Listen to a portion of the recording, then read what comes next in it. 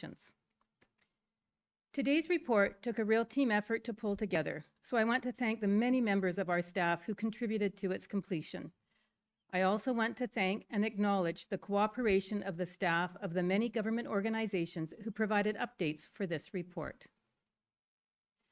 Performance audits contribute to improvements in government programs and services. They provide independent, objective, and in-depth assessments of programs and services that serve people in every community of our province. At the end of each audit, our office often provides recommendations to address any risks or shortcomings that we find. The organizations we audit can choose to accept our recommendations and, if so, commit to implementing them. Some recommendations can be acted on quickly, others may be more complex and take more time. As time goes on, it's important for members of the Legislative Assembly to know whether actions have been taken to implement agreed-to recommendations. That's where our follow-up report comes in. Each year, we go back to the audited organizations and ask where they are at in terms of implementing audit recommendations. Today's report gives us a snapshot of their progress. Here's the rundown. This report follows up on 29 audits published between 2019 and 2023. Altogether, there were 151 recommendations in these reports. Of that total, we found that 66% of the recommendations, or 100 recommendations, have been completed. That leaves 51 recommendations outstanding. Organizations told us that they are continuing to work on 42 of them. They no longer intend to implement the other 9, and their reasons are in the report. Recommendations have been fully implemented in 9 of the 29 audits. To sum up, we do this report every year so that MLAs can see the status of audit recommendations. It shows how much progress has been made toward implementing them. The information can also help MLAs hold organizations accountable for the commitments they made to act on recommendations, or help them get a better understanding of where implementation plans have changed. And with that, I'll be happy to take your questions. Thank you, Acting Auditor General. We are going to begin the Q&A portion of today's event. For media on the phone line, you may queue up to ask a question by pressing *1. For media in the room, please raise your hand. We'll get a mic to you, and then please introduce yourself and your name when you have a question. We're going to start in the room today. Hi, I'm Emily Draveski. I'm with Vista Radio. How could the public interpret a 66% implementation rate? Is that a sign of steady progress, or do you think that's lingering gaps in the report? Thank you for the question, Emily.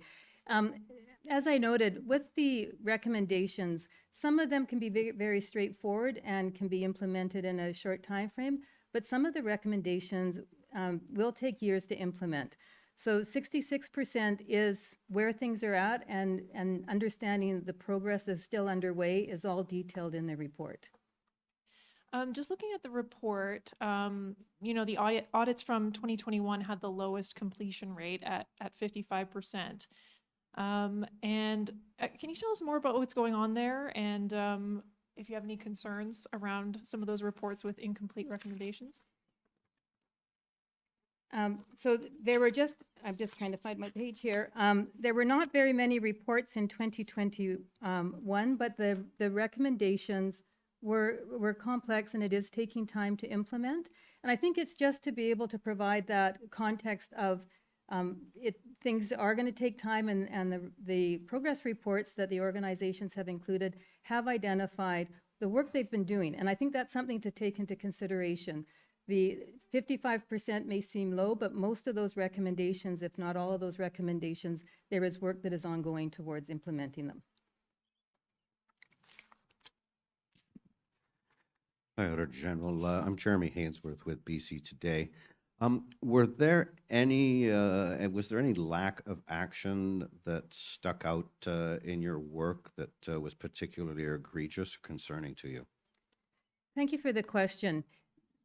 The reports do speak for themselves, and I think as I had said, all of those recommendations of the 42 that are outstanding, that the entities continue to work towards, there has been progress made towards all of them.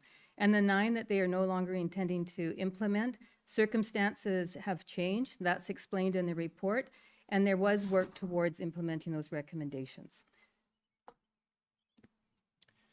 And we have no further questions in the queue. If you'd like to arrange a phone or video interview with the Auditor General, please call 250-419-6117 or email communications@bcauditor.com to book a time.